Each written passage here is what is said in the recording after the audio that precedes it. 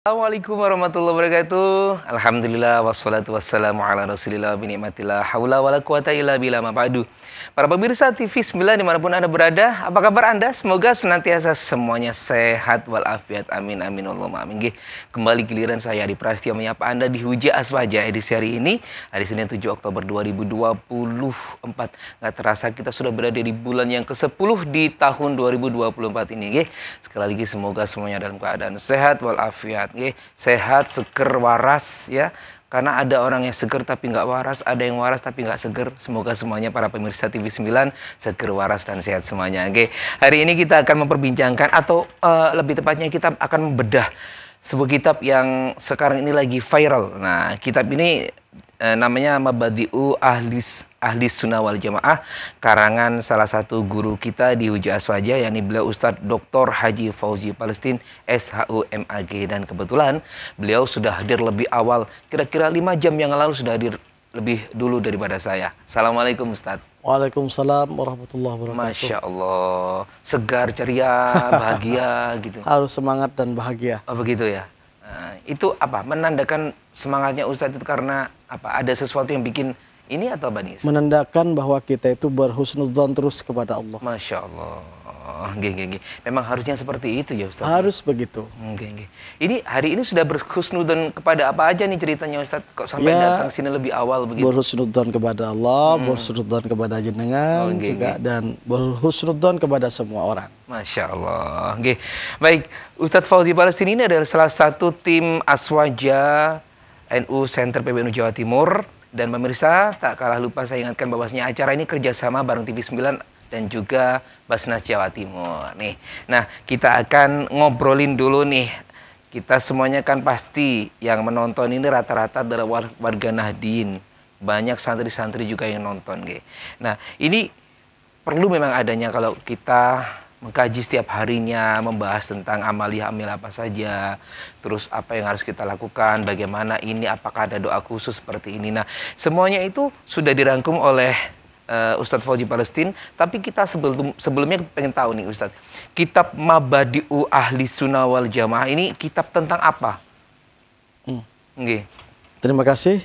Sama. Kitab Mabadi'u Ahli Sunnah wal Jamaah ini merupakan kitab yang di dalamnya memuat dasar-dasar Ahlus Sunnah wal Jamaah yang tentu dibutuhkan oleh kita semua, terutama generasi Nahdien dan Nahdiyat.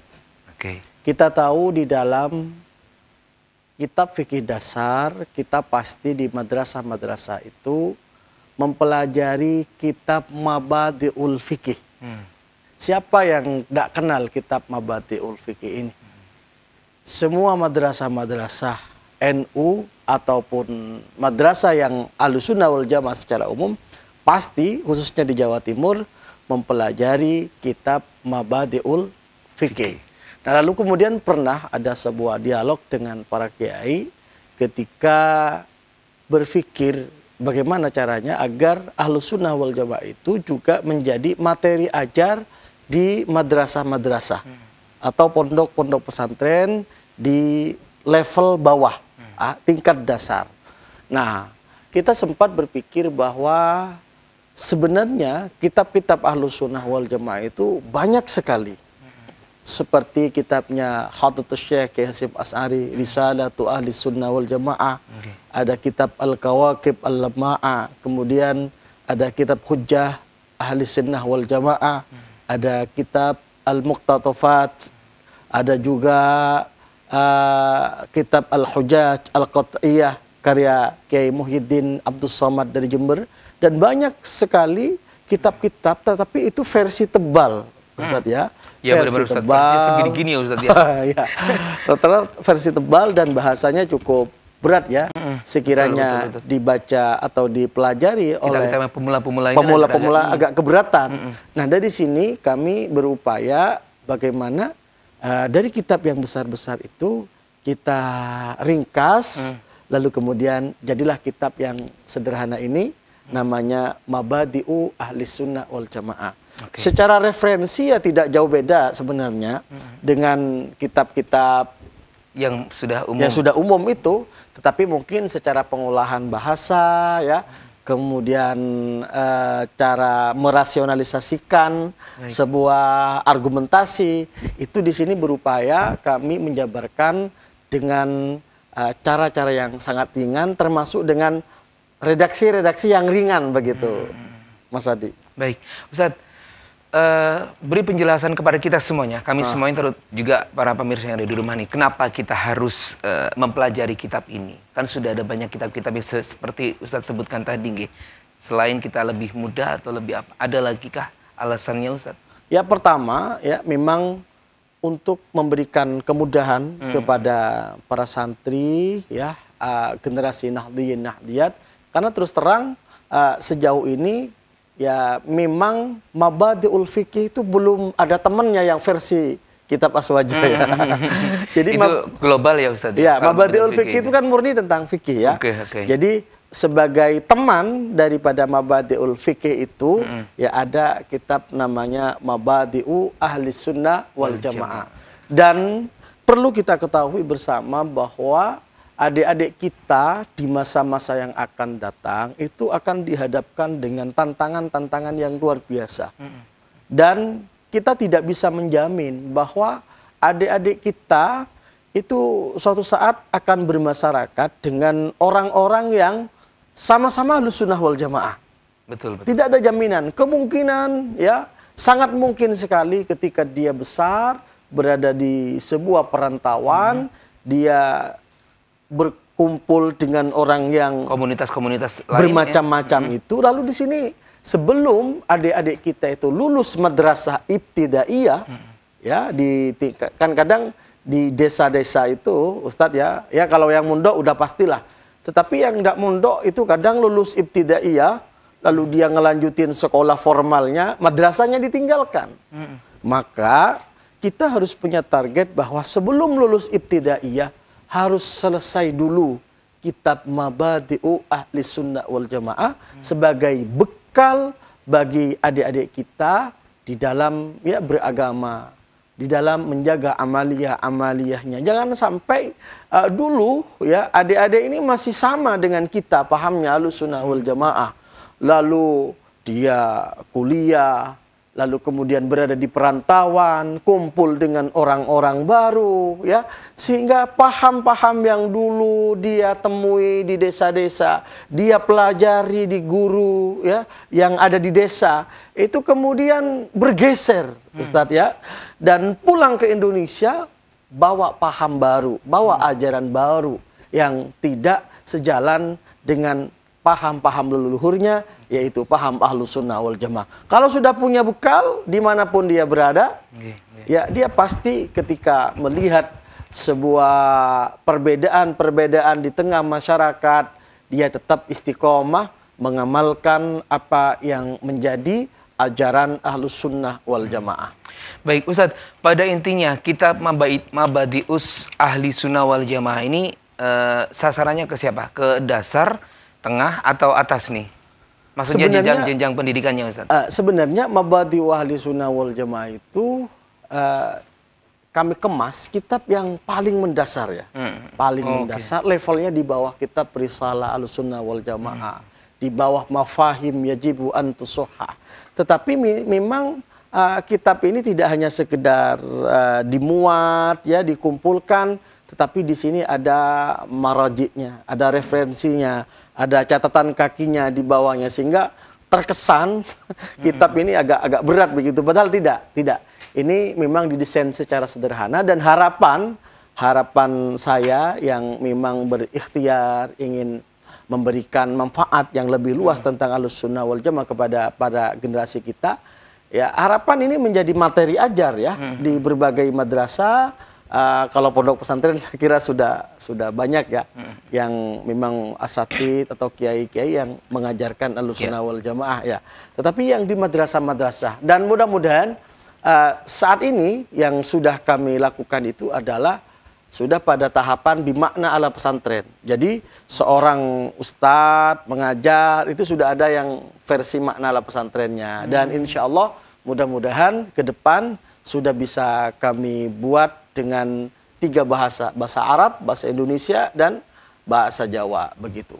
Nah ini nih Ustaz, kadang-kadang sih ya, bukan kadang-kadang ini kita sebagai santri juga ada yang masih belum paham juga cara membacanya. Alhamdulillah tawis kapai puji kulilait dengan seperti itu.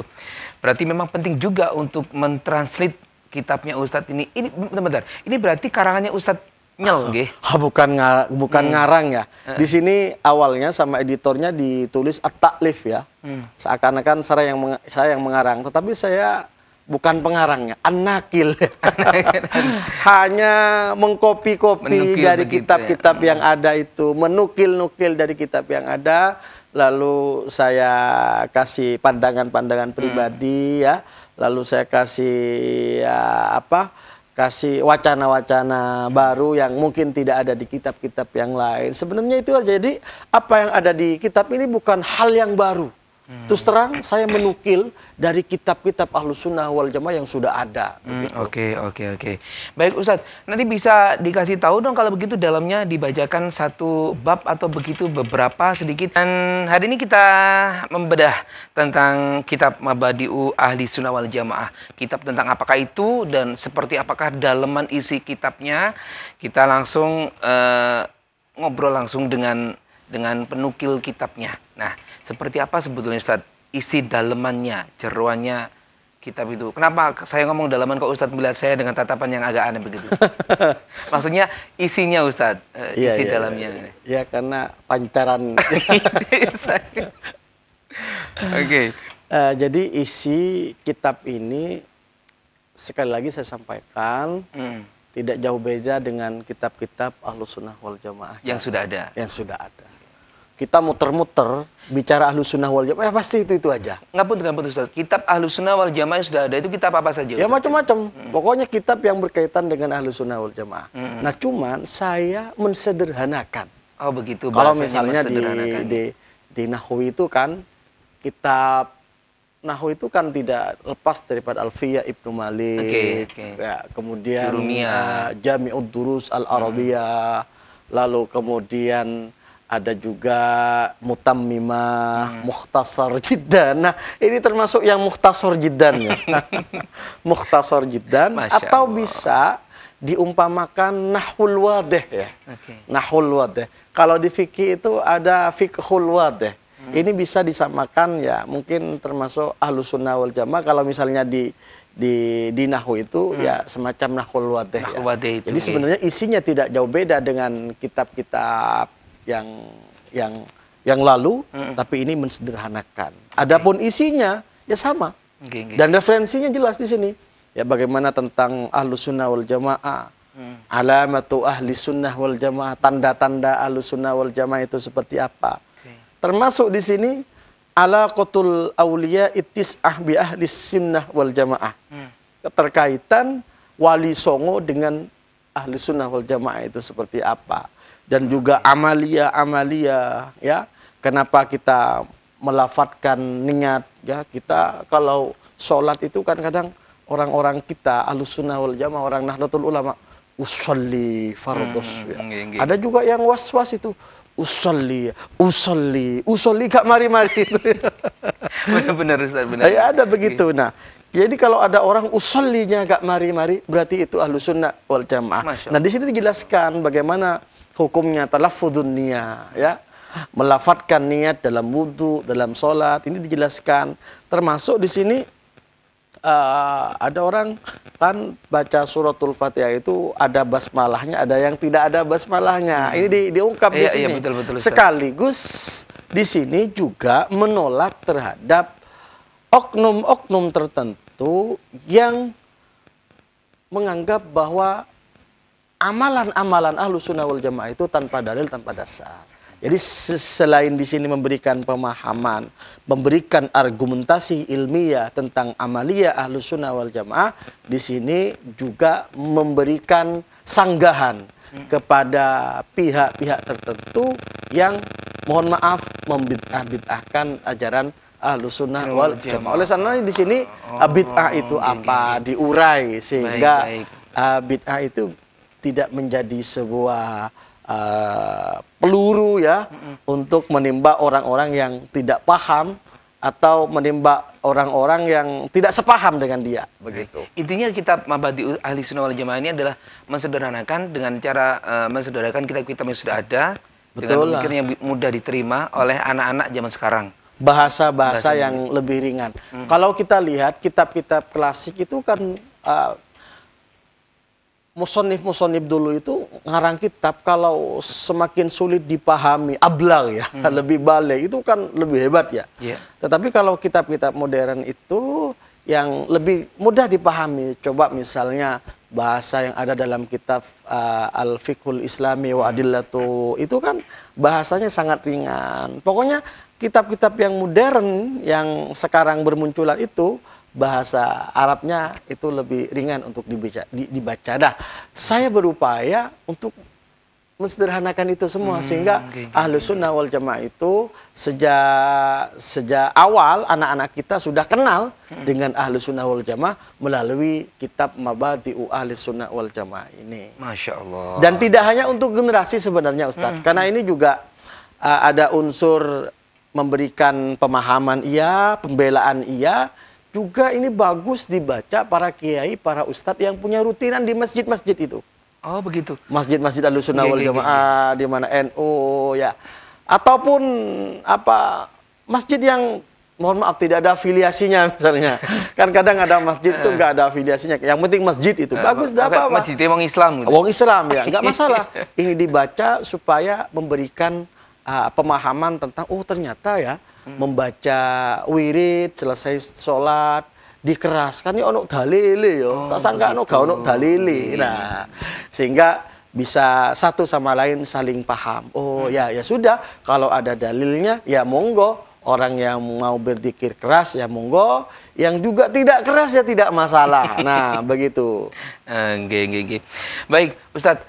Begitu pentingnya kita generasi penerus warga Nahdien tentunya ya. Ini mengenal cara pikir aswaja. Ya. Sebetulnya Ustadz, prinsip utama cara pikir aswaja itu seperti apa sih Ustadz? Ya, prinsip utama Ahlus Sunnah wal Jamaah itu kan ya sebagaimana kita ketahui kan ada tawassut ya, moderat, pertengahan ya. Secara akidah kita itu kan tawassut ya bainan naqli wal aqli ya, antara akal, antara nas itu kita ada keseimbangan ya. Tidak melulu kita mengedepankan akal, tidak melulu kita menuhankan teks ya. Tetapi ada keseimbangan antara akal dengan teks. Ini yang membedakan antara paham Ahlus Sunnah wal Jamaah dengan paham-paham yang lain seperti Mu'tazilah, seperti Khawarij ya, dan lain-lain sebagainya. Begitu. Oke. Baik. Ustadz, kalau begitu apa sih ciri khas paham Ahlus Sunnah wal Jamaah ini Ustadz? Kalau ciri khas ya sebagaimana saya ungkap di sini ya bahwa kita ingin memahami ini Ahlus Sunnah wal Jamaah apa enggak nih. Soalnya kadang ada orang konsultasi mau tunangan atau anaknya ya mau tunangan. Ini Ustadz parameter nerima calon mantu itu seperti apa? Kan begitu. Kok serius sekali ya? Dan saya membayangkan pasti Ustadz itu ditanya bagaimana cara cari mantu seperti panjenengan begitu ya Ustadz ya? Iya. Seperti lanjut Ustadz, Masya Allah. Jadi parameternya bagaimana? Saya sering menyampaikan parameternya harus beragama Islam. Ya. Yang kedua harus Ahlus Sunnah wal Jamaah. Loh, gimana Ustadz kita ingin mengidentifikasi bahwa si A ini adalah Ahlus Sunnah wal Jamaah? Nah, di sini jawabannya ya. Jadi secara tauhid dia ikut Abu Hasan Al-Asy'ari, Abu Mansur Al-Maturidi. Lalu kemudian dia berfikihnya ikut kepada salah satu madhab yang 4, lalu kemudian ikut tasawuf baik Al-Ghazali atau Junaid Al-Baghdadi. Intinya adalah ya amaliyahnya sama seperti amalia ulama-ulama terdahulu. Ya, kalau di Indonesia kita jelas bagi kita warga Nahdlatul Ulama merujuk kepada amalia Hadratus Syekh Kiai Hasyim Asy'ari dan masyayikh yang ada di pondok pesantren. Itu sudah jelas. Jadi kita itu kalau misalnya berbicara dengan orang awam, kadang mereka itu tidak paham, justru malah tambah bingung ketika dihadirkan dengan dalil-dalil begitu ya. Iya, mesti gitu alasan mereka. Coba dalilnya mana, padahal yang diajak ngobrol cuma sekedar ngobrol aja biasanya. Tapi sebenarnya mereka kalau mencari dalilnya, para ulama-ulama kita, ya ulama itu sendiri. Ya, jadi ya ulama itu sendiri. Seperti kita ingin cari dalil, ya saya ikut kiai.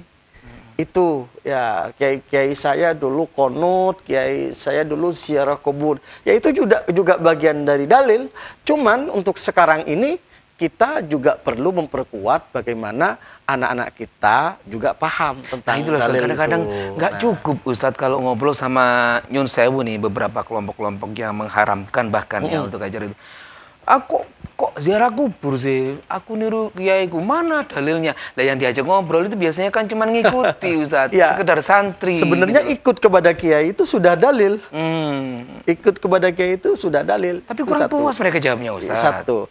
Tapi kita sebagai generasi atau anak didik kita ya, atau yang ngelihat kita saat ini sebagai orang tua, sebagai ustadz, sebagai kiai, ya tidak cukup menghadirkan sebuah jawaban kepada anak kita bahwa ikut kepada kiai A ini adalah dalil, ikut kepada kiai A itu sudah cukup. Sebenarnya anggapan seperti itu untuk saat ini karena tantangan yang berbeda perlu dilengkapi dengan ya dalil-dalil. Artinya anak-anak itu paham, oh ternyata dalil kunut itu memang ada.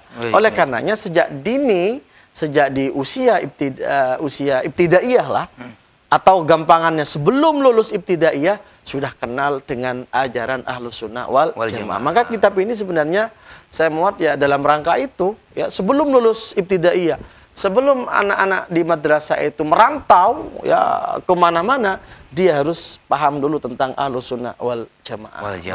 Baik, Ustadz, berapa lama panjenengan menukil sehingga menjadikan satu kitab itu Mabadi'u Ahli Sunnah wal Jamaah ini untuk terbentuk jadi satu kitab ini, Ustaz? Sebenarnya saya itu dulu nulis tahun 2020 ya. Udah lama, 2020. Saya baru lahir itu 2020. 2020? Baru lahir ya? Oh iya, berarti 4 tahun sih. 2020 saya tulis, itu tiap malam saya kumpulin kitab-kitab Ahlus Sunnah wal Jamaah. Lalu kemudian saya itu sibuk dengan pembangunan masjid ya, akhirnya berhenti. Ya, nulis kitab itu berhenti. Sibuk pembangunan masjid, sibuk santri, sibuk istri kedua, ketiga. Sibuk, ya macam-macam lah ya. Kayak antum lah, Masya Allah begitu. Jadi sibuk itu sehingga berhenti, dan ketika masjid sudah mulai berdiri ya, mulai bisa ditempati, saya berpikir, nah ini saya dulu punya kitab butuh diselesain, maka saya minta tolong teman saya Dr. Muntaha dari Sidoarjo ya, untuk diskusi bareng, menamai diskusi, lalu kemudian diedit juga, bantu ngedit, dan diedit ini berulang-ulang, saya ngedit salah lagi, itulah. Itu pun sekarang masih ada kekurangannya. Nah ya. ini kita pengen tahu kekurangannya apa Ustadz. Ya. Bersama Ustadz kita yang istimewa ini, yang luar biasa, membahas tentang atau membedah kitab Mabadi'u Ahli Sunnah wal Jamaah. Nah, tadi kita sudah dibahas sedikit tentang kitab Mabadi'u Ahli Sunnah wal Jamaah. Ini adalah salah satu kitab yang dinukil dari beberapa referensi, akhirnya dikumpulkan biar kita yang membaca lebih enak, lebih santai, lebih ringan bahasanya, karena disesuaikan dengan zamannya. Fi zamanina. Oh bukan ya Ustaz ya? Fi zamanina lamanya ya Ustaz. Nah itu Ustaz, kita pengen tahu juga nih, saya sempat membaca-baca tentang sedikit tadi tentang, di situ tertulis juga ada megengan. Kalau megengan seingat saya itu adalah kegiatan dilakukan ketika memasuki bulan suci Ramadan ya Ustaz. Menjelang bulan suci Ramadan. Apa yang berbeda dari penjelasan di kitab-kitab lain dengan kitab Mabadi'u Ahli Sunnah wal Jamaah ini Ustaz? Jadi penting saya sampaikan bahwa kitab ini sebenarnya nggak terlalu tebal ya. Sebab awalnya saya ingin buat kitab yang agak tebal itu Ustadz ya, tapi kemudian saya dapat sebuah masukan ya dari profesor ya, seorang profesor, Ustadz kalau nulis itu jangan terlalu tebal. Orang kalau lihat kitab tebal itu wegah begitu tau. Ngapunten maksud saya itu apa ya? Udah kayak berat gitu ya. Aduh. Jadi kita buat yang tipis ya. Di sini hanya isi 43 halaman ya. Oke. Kemudian isi-isinya ya tentang bagaimana membaca basmalah di dalam sholat, qiraatul kunut fi sholatis subhi ya. Kenapa kita kunut? Kemudian ada orang yang tidak berkunut, nah dalilnya bagaimana? Kemudian membaca sayyidina di dalam sholawat kita Sholawat ya. itu nggih. Ya, ketika membaca Allahumma sholli ala Muhammad wa ala ali sayyidina Muhammad, kenapa ada sayyidina? Kemudian dikir ya, dikir jahar habis sholat kan kita warga NU Astaghfirullahaladzim. Dikeraskan suaranya begitu, Ustaz. Gila ya. Ada juga sebagian kita yang habis sholat gak pakai dikir jahar ya, dikirnya sendiri-sendiri. Bagaimana kalau yang jahar itu dalilnya di sini juga ada ya. Ya di sini selain memberikan argumentasi juga menolak terhadap pihak-pihak tertentu yang membid'ahkan terhadap amali-amali Ahlussunnah wal Jamaah. Kemudian raf'ul yadain inda du'a. Tangannya begini. Begini ya. Kan ada orang ini ngapain doa kok pakai angkat tangan nah, begitu. Ada yang begini. Sebab ada sebagian orang Siap. ketika saya ngisi pengajian itu lalu kemudian di akhir pengajian saya akan diminta berdoa. Ini saya udah doa Bismillahirrahmanirrahim. Ada orang nggak doa sama sekali. Ya jangan angkat tangan. Cuman gini aja, Ustaz. Ya gini aja. Itu bukan malas mau ngangkat tangan, bukan, tetapi punya paham ya doa nggak harus ngangkat tangan. Nah begitu. Di sini kita ungkap kenapa kita doa mengangkat tangan. Lalu kemudian ada ya kita ini warga NU ya. Kalau sholat di masjid NU kita pasti membaca al-musabba'at ya. Istilahnya dalam bahasa Arab itu. Jadi membaca surah Al-Fatihah berapa? 7, kemudian surat Al-Ikhlas 7, kemudian Al-Falak 7 ya, An-Nas 7 ya. Itu dibaca 7 kali selesai sholat dan fadilahnya itu ya ini saya lihat ya, saya nukil halaman 16. Nah, fadilahnya ini luar biasa ya. Jadi kalau di dalam kitab ya, di dalam kitab apa? Taqriratus Sadidah yang kemudian juga ada di kitab Buyatul Mustarsyidin. Di sini dijelaskan bahwa kalau baca doa itu ya, wa fil buyah warda anna man qara'a al-Fatihah wal Ikhlas wal Mu'awwidhatain sab'an aqiba salamihi minal jum'ah qabla ayyutniyah rijlaihi. Jadi sebelum dia mengubah dua kakinya masih dalam kondisi seperti orang sholat itu ya. Baik. Ya, masing-masing 7, maka di sini ghufira lahu ma taqaddama min dambihi wa ma ta'akhkhar.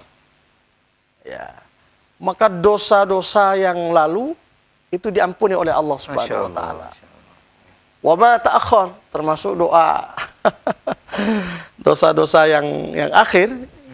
Ya, wa ma ta'akhkhar, dosa-dosa lalu itu akan diampuni oleh Allah Subhanahu wa utiya mil ajri bi adadi man amana billah wa rasuli, dan mendapatkan pahala ya setara dengan jumlah orang-orang yang beriman kepada Allah dan Rasulnya. Ya, wa bu'ida minas su'il jum'ah al-ukhra, dan dijauhkan dari perbuatan jelek hingga Jumat yang akan datang. Ya, jadi ini salah satu amalia. Cuman kadang ada sebagian masjid itu Ustaz dikurangi jadi 3 itu. Saya kalau jadi 3 itu bagaimana ya? Nggak tahu dasarnya ya. Yang ada itu memang 7 ya. Wallahualam, mungkin saya nggak tahu ya. Yang memang referensi yang saya temui ya 7 itu. Jadi habis sholat Jumat kakinya tidak bergerak sebagaimana kita tahiyat akhir itu, lalu baca Al-Fatihah 7, kemudian Al-Ikhlas 7, Al-Falak 7, An-Nas 7, pahalanya ya begitu. Dosanya diampuni oleh Allah, lalu kemudian insya Allah terjaga daripada perbuatan jelek ya hingga Jumat yang akan datang. Ini salah satunya dan banyak sekali ya. Dan modelnya di sini, kitab ini modelnya tanya jawab.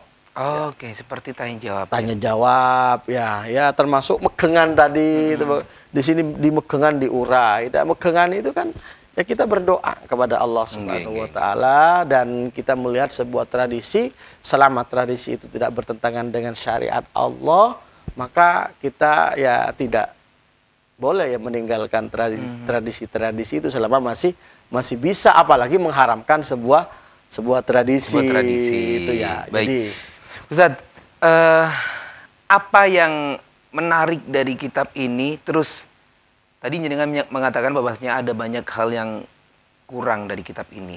Ini mungkin bisa disampaikan juga, Ustaz. Jadi ada yang memang beberapa yang salah edit ya.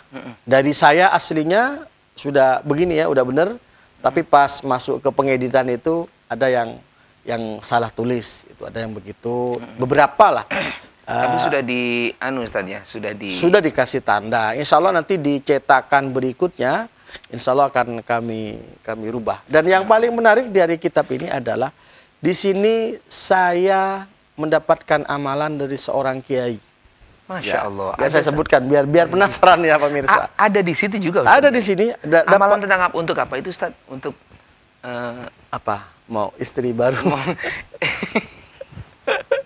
Untuk menikah lagi, Ustaz, atau apa begitu? Contohnya saja. Ya, ini amalan ya untuk agar rezeki dimudahkan oleh Allah. Rezeki dimudahkan oleh Allah Subhanahu wa taala, agar bisa punya rumah. Masya Allah, Masya Allah, Masya Allah. Jadi teman-teman yang belum punya rumah ya, atau punya rumah tapi pengen rumah yang lebih besar, yang baru misalnya, atau lagi ada kesusahan ya. Pokoknya hajat-hajat dunia, hajat-hajat ukhrawi, baca ini. Ini apa? Ya saya rahasiakan. Masya Allah. Apa perlu disampaikan ini? Boleh. Ya, membaca sallallahu ala Muhammad ya, kulla yaumin, setiap hari jumlahnya 5.000. Oh, kecil. Ijazahnya dari mana? Masya Allah. Masya Allah. Saya dapat dari Kiai Kafa Bihi Mahrus, an Kiai Mahrus Ali, an Kiai Abdul Karim, an Syekhina Muhammad Khalil bin Abdul Latif Al-Bangkalan. Masya Allah. Ini sanadnya sambung kepada Syekhona Khalil Bangkalan. Jadi boleh pemirsa mengamalkan itu, dan boleh kadang ada yang beli kitab ya cuman pengen ngamalkan amalan itu. Amalan itu. Ya, boleh. Yang jelas kita itu harus sama-sama menjaga keluarga kita, santri-santri kita, anak didik kita, agar istiqomah bersama Ahlussunnah wal Jamaah secara akidah, secara amalia. Sehingga begini, kan diantara yang sangat prinsip di dalam Ahlussunnah wal Jamaah itu, ya, bagi saya itu penting ya. Bagi saya itu penting, walaupun tidak masuk dalam rukun Islam ya. Tapi penting, apa? Pemahaman tentang sampainya doa kepada ahli kubur. Ya. Karena repot. Misalnya kita itu kan yang diharap-harap oleh kita adalah seorang anak, cucu, yang suatu saat ketika kita meninggal dunia, anak cucu itu mendoakan kepada kita. Itu harapannya semua orang ya Ustaz. Itu. Bagaimana kalau berkeyakinan kirim doa nggak sampai? Berarti kita kan tidak didoakan. Masya Allah. Na'udzubillahi min dzalik. Dr. Haji Fauzi Palestin SHU MAG yang sudah hadir dengan kita. Kita membedah kitab Mabadi'u Ahlussunnah wal Jamaah. Mungkin untuk Anda yang baru saja bergabung, ini ada kitab apa lagi nih? Nah, ini adalah kitab yang dinukil dari beberapa kitab, dikarang, disatukan jadi satu, lebih simpel oleh Ustadz kita. Nah, tadi kita tanya-tanya tentang isi dari kitab Mabadi'u Ahlussunnah wal Jamaah ini. Ustadz, kita akan membahas tentang Ahlussunnah wal Jamaah ya. Betul. Dan kita juga sebagai warga Nahdien juga harusnya sudah paham nih tentang Ahlussunnah wal Jamaah. Tapi ada beberapa juga yang belum paham, Ustadz, tentang Ahlussunnah wal Jamaah sendiri. Sebetulnya Ustadz, apa penyebab lahirnya aliran Ahlussunnah wal Jamaah ini? Sebenarnya ketika kita berbicara tentang Islam, maka dengan sendirinya kita berbicara Ahlussunnah wal Jamaah. Masya Allah. Karena dengan sendirinya ya Ahlussunnah wal Jamaah itu ya Islam itu sendiri. Begitu. Nah, kenapa lalu muncul ada istilah Ahlussunnah wal Jamaah? Lalu kalau di Indonesia ciri-cirinya ya Ahlus Sunnah wal Jamaah itu ya Nahdlatul Ulama ya. Walaupun yang Ahlus Sunnah wal Jamaah tidak hanya Nahdlatul Ulama ya, ada kelompok-kelompok yang lain yang Mengklaim. sama-sama Ahlus Sunnah wal Jamaah tetapi secara kelembagaan, keorganisasian bukan NU. Jadi Ahlus Sunnah wal Jamaah itu mayoritas di Indonesia itu adalah NU. Tetapi yang berpaham Ahlus Sunnah wal Jamaah tidak hanya NU. NU. Nah, ini cara berpikir yang benar begitu ya. Iya, Cara betul, berpikir yang benar. Nah, di sini sebenarnya baru sebenarnya sejak dahulu kala yang namanya istilah Ahlus Sunnah wal Jamaah itu mulai mengemuka ya. Mengemuka, dan yang saya tahu itu adalah di min sigari sahabah, yaitu ada sigar sahabat itu Abdullah ibn Abbas ya. Abdullah ibn Abbas itu sudah punya gambaran tentang istilah-istilah Ahlussunnah wal Jamaah ya. Ngapunten Ustaz. Itu tadi siapa? Alibas itu tadi. Abdullah ibn Abbas itu min sigari sahabah.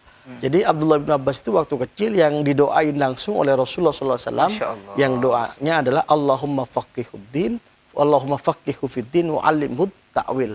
Makamnya di daerah Thaif sana itu. Lalu kemudian istilah-istilah itu perlu digaungkan lagi ya secara rinci, secara konkret itu ketika muncul aliran-aliran mengemuka di era Abu Hasan al-Asy'ari, di era Abu Mansur al-Maturidi, karena banyak sekali aliran-aliran seperti Mu'tazilah, seperti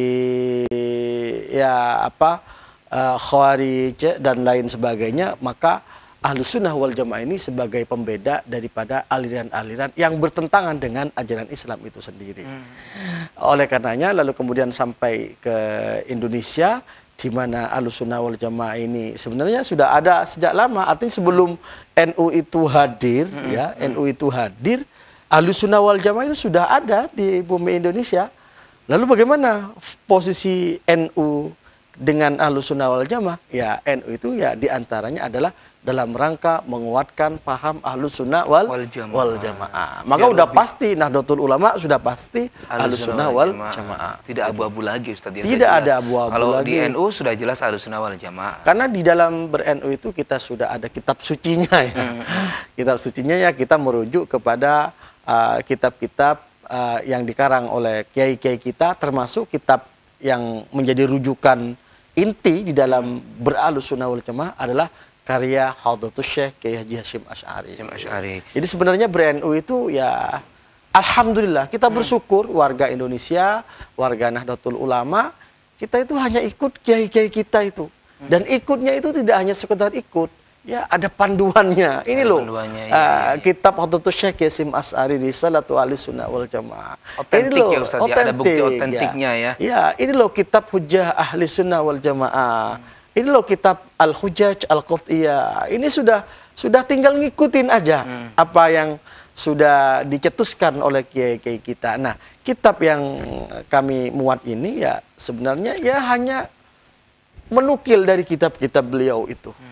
Ya, menukil. Kalau ulama-ulama sekarang ya saya termasuk nukil dari kitab-kitabnya Kiai Ma'ruf Khazin itu, ulama kita Ahlus Sunnah wal Jamaah. Dan ulama-ulama yang lain, ya itu sebenarnya kitab ini terus terang saya nggak mau dikatakan sebagai muallif ya. Saya lebih pasnya an-nakil lah. Itu pun masih banyak kelirunya, masih banyak kurangnya. Tapi alhamdulillah daripada tidak berbuat sama sekali untuk Ahlus Sunnah wal Jamaah. Dan insya Allah ini Ustadz, ini adalah jilid pertama. Insya Allah nanti ada jilid 2, jilid 3. Baik. Ini yang dibahas di dalam kitab ini ada berapa bab Ustadz? Ini banyak sekali babnya ya. Ya, banyak sekali babnya. Ya, sekitar 30-an lah. 30-an ya, 30-an bab dengan amalan-amalan, dengan referensi yang pastinya sudah jelas, hadisnya atau dalilnya dan lain sebagainya. Insya Allah di sini sudah lengkap dengan marojiknya, para kiai, para ustadz ya di pondok pesantren, di madrasah tinggal baca. Dan mohon ketika jenengan baca sambil dikoreksi ada kurangnya apa. Dan tentu kitab ini sangat-sangat mohon maaf jangan dianggap ini sempurna, masih jauh dari kesempurnaan, masih butuh dikoreksi, masih butuh ditembel-tembel ya. Begitu Ustaz. Baik Ustadz, dari perbincangan kita tentang pengenalan kitab Mabadi'u Ahli Sunnah wal Jamaah ini, apa yang perlu kita garis bawahi dari kitab kita yang kita bedah ini Ustadz? Ya, jadi yang paling penting adalah bahwa anak-anak kita harus punya bekal Ahlussunnah wal Jamaah sejak dini ya. Dan untuk literatur kitab yang sederhana mungkin ini bisa menjadi salah satu alternatif ya. Dan saya sudah menyiapkan ada yang versi gundul, ada yang versi makna ala pesantren. Sehingga Ustadz Kiai tinggal baca ya, tinggal baca apa yang sudah kami sediakan. Itu satu. Kemudian yang kedua saya berharap kitab ini menyebar ya ke warga Nahdliyin dan Nahdliyat sebagai materi ajar ya di madrasah-madrasah diniyah. Kalau pondok pesantren saya kok apa ya belum pede menawarkan ini ke pesantren-pesantren besar ya, karena di pesantren-pesantren itu sudah banyak kiai-kiai yang sudah alim ya, yang sudah luar biasa. Saya nggak terlalu pede ya. Tetapi kalau untuk madrasah-madrasah mungkin ya kelas 6 ibtidaiyah di Madura itu di mana-mana itu mungkin agak pede dikit lah Ustaz. Nah ini Ustadz, kalau ingin mendapatkan kitab itu bisa dikaji di tempatnya atau mendapatkan kitab itu untuk dipakai di lembaganya, harus nyari kemana? Menghubungi siapa? Alhamdulillah saya itu ditolong Kiai Ma'ruf Asrori ya, owner dari PT Kalista ini ya, yang nyetak buku ini ya. Terus terang saya nggak ada anggaran, nggak ada dana, cuman saya nawarin ini loh Kiai, saya punya naskah ini. Kemudian beliau berkenan untuk nyetak. Jadi kalau pengen beli langsung ke beliau aja. Atau bisa langsung ke saya, nanti saya sambungkan ke langsung menghubungi TikToknya Ustadz Fauzi Palestin ya. Namanya Ustadz Fauzi Palestin. Pemirsa Ustadz, matur nuwun. Waktu kita sudah terbatas dan insyaallah kapan-kapan kita berbincang kembali. Kita tunggu juga karya-karya panjenengan yang lain, dan itu pasti dibutuhkan oleh semua calon-calon generasi penerus An-Nahdiyah. Saya Adi Prasetyo mewakili kerabat kerja yang bertugas mengaturkan terima kasih dan mohon maaf apabila ada kekurangan. Wallahul muwaffiq ila aqwamit thoriq. Wassalamualaikum warahmatullahi wabarakatuh. Kita berjumpa lagi di Uji Aswaja minggu depan. Selamat sore. Salam cinta untuk semua.